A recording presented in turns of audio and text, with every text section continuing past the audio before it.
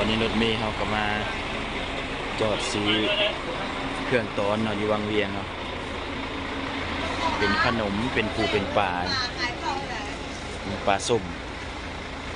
30,000คล้ายๆกันครับอยู่ท่าแข้งของพวกเขาเนาะคล้ายๆกันคืออยู่กับทางมาเวียงจันทน์อยู่ท่าแข้งของพวกเขาอันนี้ก็สีคล้ายคือกันเนาะเป็นโซนเป็นฝาเพื่อจะมีราคาให้เนาะนี่มันราคา50,000กับสีลายโตขึ้นตื้อ30,000หลากหลายมีปลาส้มเนาะนี่ก็คู่ฮักเพิ่นเนาะเพิ่นมาฮันนีมูนเนาะได้อย่างเนาะอาจารย์เนาะใส่ส้มไอ้ลุยเราทำอะไรได้งานลืมซื้อของยังใครแพทย์ไม่ได้ปลา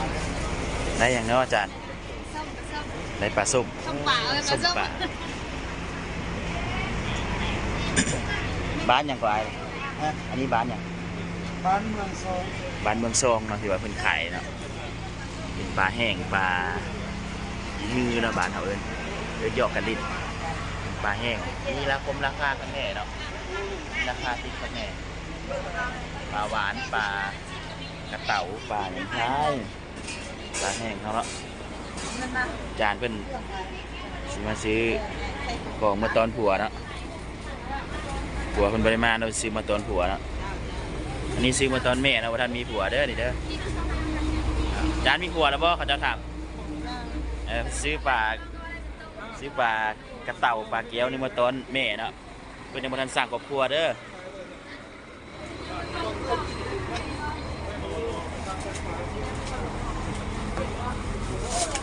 อันนี้แจ่วบองอ๋อเจ้าประแดกเครื่อง แจ่วปลาแดกเครื่องฮะวงเวียงของราคาส้มปลาราคา150,000กีบเนาะประมาณ 200-300 บาทเป็นเงินไทยนะนี่คือปลาส้มอันนี้เค็มอันนี้ส้มเปรี้ยวอ่ะเปรี้ยวปลาเปรี้ยว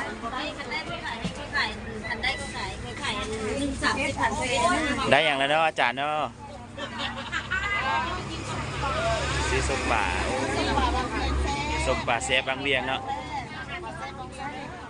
อันนี้ประธานเขาเนาะนี่เนาะประธานเขาเมาแห้งคืนนี่เนาะซื้ออย่างบ่ได้มื้อนี้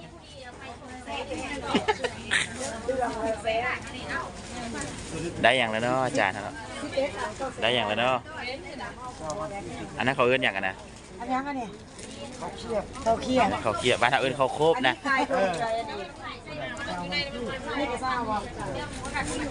ซื้อไปปลาบุญนี่แหละมาทางแอมมาทางหลังมีหลายๆฮานเนาะ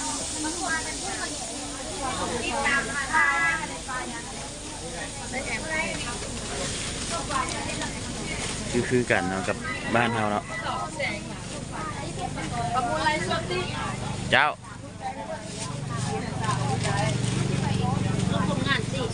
นี่กับปลาแห้งแซ่บๆเป็นโตเนาะ130,000ได้บ่วะได้อยู่เนาะ130,000เนาะ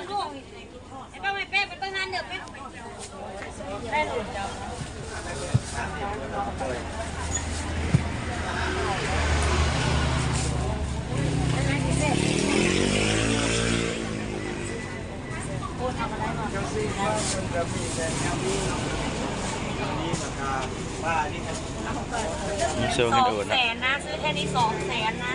รวยไหมรวยซื้อที่ดินได้1 กรเลยนะที่ดินนั้นโลนจุกที่ดินโลนหนูตัวไหนนี่เนาะรัก32ขั้นเราละ5ปลานะมีแต่ปลาค่ะไข่หมี่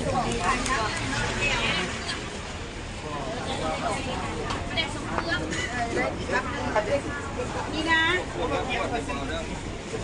ขึ้นระบบบอกอย่างวะนี่เด็ดเท่าไหร่มาจับจองแล้วคืออยากตกใจนะเป็นได้เนาะตื่นควายซื้อเบียร์บ่ตื่นหนักควายปะแก้วซื้อเท่าไหร่บัดอันซื้อเบียร์แก้วหนึ่ง60,000บ่ตื่นเนาะ ตอนคูณเนี่ยถาม เงืดตอนเป็นเท่า มาแล้วคูณที่ทางได้